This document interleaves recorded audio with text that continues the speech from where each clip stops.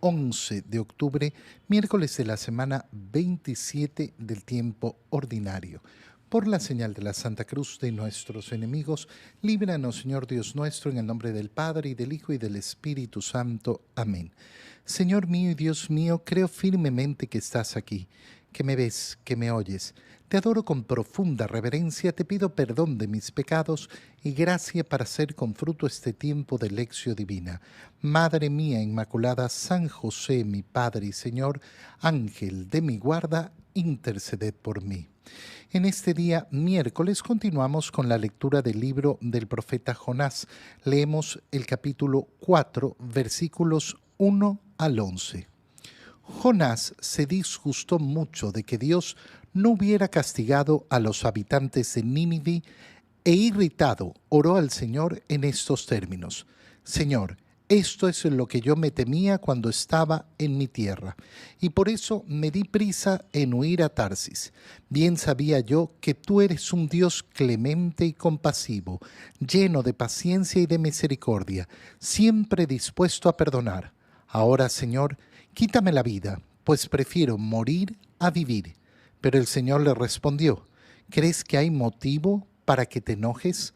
Jonás salió de Nínive y acampó al oriente de la ciudad. Allí construyó una enramada y se sentó a su sombra para ver qué pasaba con Nínive. Entonces el Señor Dios hizo nacer una hiedra que creció tan tupida que le daba sombra y los resguardaba del ardor del sol. Jonás se puso muy contento por la hiedra. Pero al día siguiente, al amanecer, el Señor envió un gusano, el cual dañó la hiedra que se secó. Y cuando el sol ya quemaba, el Señor envió un viento caliente y abrasador. El sol le daba a Jonás en la cabeza y lo hacía desfallecer. Entonces Jonás deseó morir y dijo: prefiero morir a vivir. Entonces el Señor le dijo a Jonás: ¿crees que hay motivo para que te enojes así por la hiedra? Contestó él: sí, y tanto que quisiera morirme. Le respondió el Señor: tú estás triste por una hiedra que no cultivaste con tu trabajo, que nace una noche y perece la otra.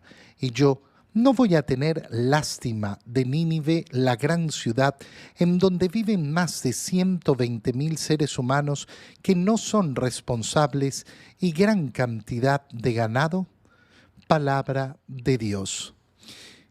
Vemos lo que sucede hoy después de esa predicación de Jonás a Nínive. Es importante recordar cómo Jonás, al recibir el llamado del Señor, lo primero que ha hecho es tratar de huir al envío del Señor, tratar de huir al cumplimiento de la voluntad del Señor.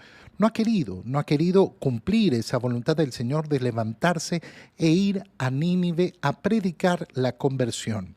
Después de que ha tratado de huir y no ha podido, finalmente ha aceptado cumplir la voluntad de Dios y ha ido a predicar a Nínive. Ha recorrido la ciudad un día. E inmediatamente los habitantes de Nínive han recibido la predicación de Jonás y han comenzado a hacer penitencia. E incluso el rey ha recibido la advertencia del profeta y ha mandado que todos en la ciudad hicieran penitencia, no solo los hombres, sino también los animales, todos los ganados. ¿Qué sucede después de esto? Lo que nos está contando hoy día el libro de Jonás, que él se disgustó mucho de que Dios no hubiera castigado a los habitantes de Nínive. Este disgusto de Jonás es el disgusto que sufren muchos corazones en el mundo. No es una actitud de loco de Jonás. Esto lo vemos comúnmente en muchísimas personas. ¿A qué me refiero? A ese deseo de que Dios elimine del mundo a los malos. Delante de la pregunta, ¿por qué? ¿Por qué Dios no saca de este mundo? ¿Por qué no mata a los asesinos? ¿Por qué no mata a los que hacen el mal? ¿Por qué no elimina a los malos de este mundo? En primer lugar, hay que responder, bueno, tendría que eliminarnos a todos. Tendría que eliminarnos a todos. Pero en segundo lugar, mucho más profundo, darse cuenta de que cada día que Dios permite a una persona vivir en este mundo es una oportunidad de conversión que le está dando. Uno puede pensar muy a la ligera, pero esta persona tan perversa, ¿por qué Dios permite que viva y haga tanto daño para que se convierta? Porque a pesar de su maldad, el amor de Dios nunca ha dependido de la maldad que hace esa persona. Dios ha decidido amarnos a cada uno de nosotros por su libre decisión, por su amor. Y va a aplicar la justicia al final de los días. Sí, la justicia de Dios será implacable, pero vemos que la justicia de Dios siempre está pegada, unida a su misericordia. Ya la semana pasada veíamos cómo justicia y misericordia en Dios no son contradictorios.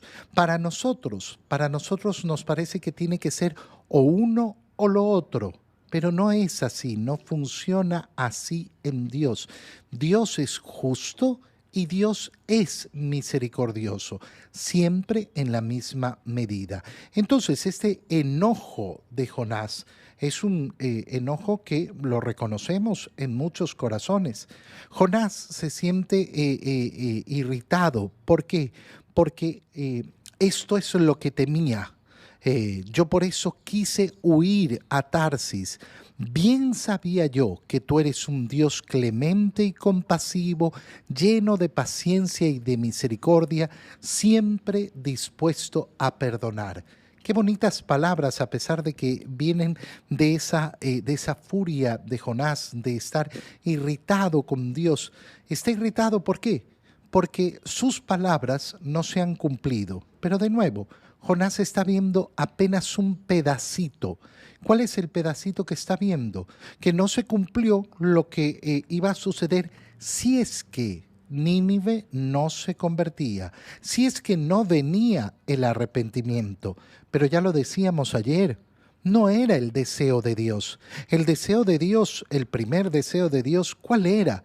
Que Nínive escuchara, que escuchara a Jonás y se convirtieran, para entonces no tener que castigarlos, para entonces no tener que ir en contra de ellos. ¿Qué dice Jonás? Ahora, Señor, quítame la vida, prefiero morir a vivir. Prefiero morir a vivir. ¿Y cuál es la respuesta de Dios? ¿Crees que hay motivo para que te enojes? ¿Crees de verdad que hay motivo para que tú estés enojado? ¿Qué le está diciendo el Señor? Date cuenta, deberías estar alegre.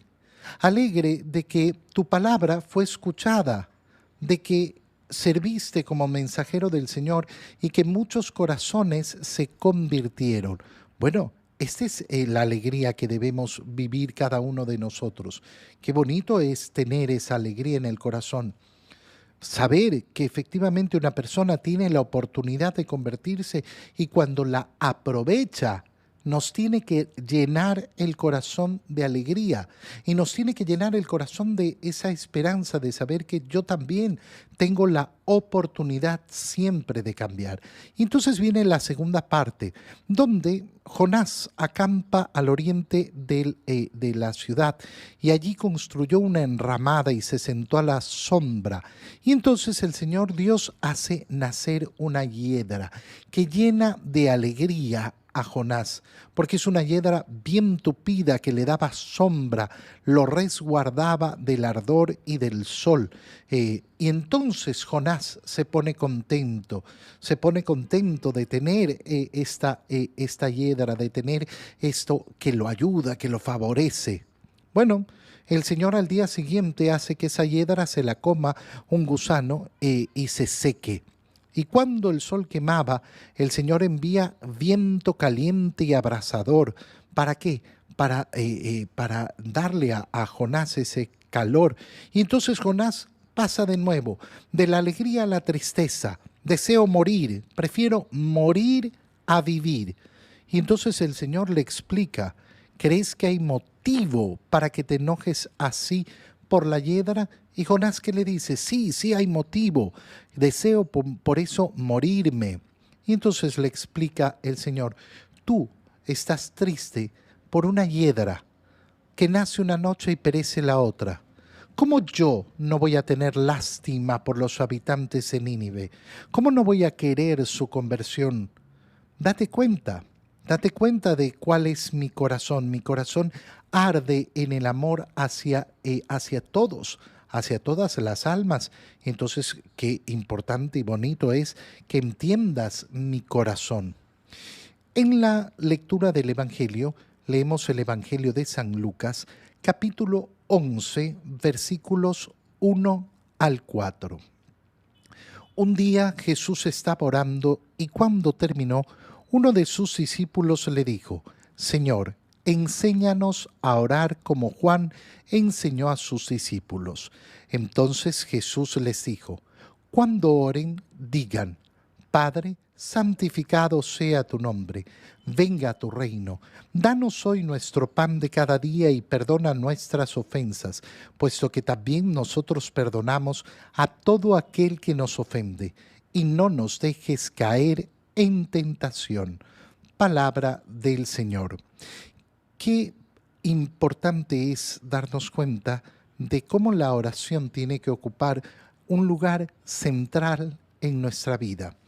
Se acercan los discípulos al Señor, ¿por qué? Porque Jesús estaba orando. Ven al Señor orar. Ven al Señor orar. El Señor enseña en primer lugar a hacer oración haciendo oración. Es decir, poniéndose como ejemplo. Y esto es sumamente importante. Sumamente importante, ¿por qué? Porque la escuela de la oración es esa. Yo no le puedo mandar a una persona, anda a hacer oración, si nunca le muestro cómo oro yo, cómo hago oración yo. Esto es tan importante en el seno de las familias. ¿Por qué? Porque es la escuela propia de la oración. Muchos no saben orar porque en sus hogares no hubo escuela de oración. ¿Y cuál era esa escuela? Nunca vieron a sus padres orar. A mí me ha tocado muchas veces hablar con diferentes personas, sobre todo con jóvenes que me han dicho, yo nunca vi a mi padre haciendo oración. Nunca vi a mi padre de rodillas haciendo oración. Bueno, ese padre le ha quitado a su hijo eso que era tan básico, tan elemental, tan necesario y lógicamente no ha tenido esa escuela. Lo segundo que hay que tener clarísimo es fijarnos, Señor, enséñanos a orar como Juan le enseñó a sus discípulos. Es decir, que Juan, estamos hablando de Juan el Bautista, le ha enseñado a sus discípulos a hacer oración en el camino del cristiano, entonces significa que es importantísima la escuela de oración, que efectivamente necesitamos aprender a hacer oración. Pero aquí viene lo más precioso y lo más bello. ¿Por qué? Porque esta escuela de oración no es complicada. Esta escuela de oración no es difícil. Y esto es verdaderamente precioso. Fíjate bien, ¿qué es lo que les dice el Señor? Entonces Jesús les dijo, cuando oren, digan, Padre, santificado sea tu nombre, venga tu reino. Y les enseña el Padre nuestro. Pero es importantísimo que nos demos cuenta que lo que les está enseñando el Señor en primer lugar es, cuando oren, hablen. Cuando oren, hablen, porque la oración parte de esta premisa tan sencilla, de esta premisa que es verdaderamente parte del ser humano. El ser humano aprende a hablar de pequeño y por eso motivamos a los niños a que hablen. Y efectivamente, una vez que sabemos hablar, podemos orar. Es que yo no sé hacer oración, habla con Dios. Cuando oren, digan. ¿En qué se basa la oración? Entonces, en hablar con Dios. Por eso la definición de oración es así, tan sencilla.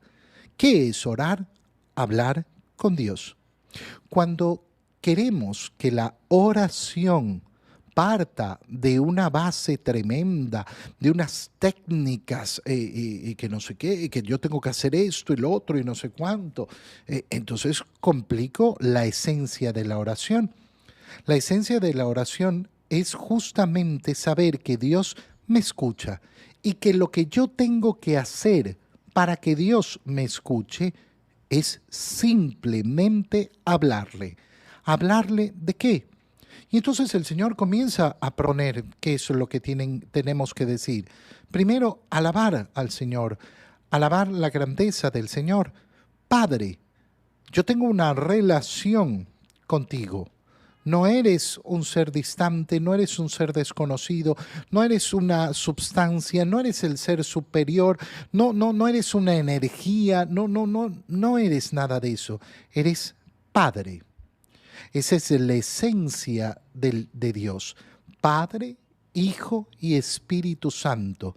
Y entonces el Señor Jesús lo que nos está enseñando, en primer lugar, diríjanse a su Padre. Porque es Padre, Dios es Padre en su esencia. Santificado sea entonces tu nombre. Venga tu reino, que significa que queremos que se haga verdaderamente el esplendor de tu reino en este mundo, que brille tu luz, que sea verdaderamente para nosotros todo tu voluntad. Danos hoy nuestro pan de cada día, y comienzan aquellas peticiones normales. ¿Qué es lo que necesito? Bueno, habla con Dios y pídele. Tengo enojo. Bueno, se lo digo al Señor. Qué bonito es en la primera lectura de hoy darnos cuenta que a pesar de que ese enojo de Jonás no tiene motivo, no tiene una razón de ser, que ese enojo de Jonás es un enojo que está muy descriteriado, que ha nacido de la nada, pero se lo presenta a Dios, le presenta a Dios su enojo. ¿Y qué sucede? Recibe contestación. Bueno, nosotros presentamos con sencillez lo que hay en nuestro corazón. Esa es la profunda y verdadera oración. Perdona nuestras ofensas, porque pedimos perdón para podernos dirigir a Dios, puesto que también nosotros también perdonamos a todo el que nos ofende y, sobre todas las cosas, no nos dejes caer en tentación. Le pido la fortaleza a Dios de no pecar. Hermanos míos, es siempre tan importante darnos cuenta de que la oración es lo esencial en la vida cristiana. Cuando tenemos que elegir entre tantas cosas buenas, no hablemos de las malas, las buenas, tantas cosas buenas que podemos hacer en la vida, qué bonito es elegir lo mejor, poner prioridades, poner efectivamente las prioridades en nuestra vida. El tiempo que yo dedico a la oración es el tiempo mejor invertido en este mundo. El tiempo que yo dedico a la oración es el tiempo mejor invertido de este mundo. Por eso es que esta lección divina tiene esa finalidad, poder ser ayuda para tener un tiempo de oración, para podernos dirigir al Señor a través de su palabra, a través de la lectura, permitir ese diálogo, lo que el Señor me dice y lo que yo voy justamente leyendo, interpretando en sus palabras y cómo van apelando para mi vida de cada día. Te doy gracias, Dios mío, por los buenos propósitos, afectos e inspiraciones que me has comunicado en este tiempo de lección divina. Te pido ayuda para ponerlos por obra. Madre mía Inmaculada, San José, mi Padre y Señor, Ángel de mi guarda, interceded por mí. María, Madre de la Iglesia, ruega por nosotros. Queridos hermanos, reciban mi bendición en este día. Que el Señor los cuide, los guarde y los proteja. En el nombre del Padre, y del Hijo, y del Espíritu Santo. Amén. Un feliz día para todos.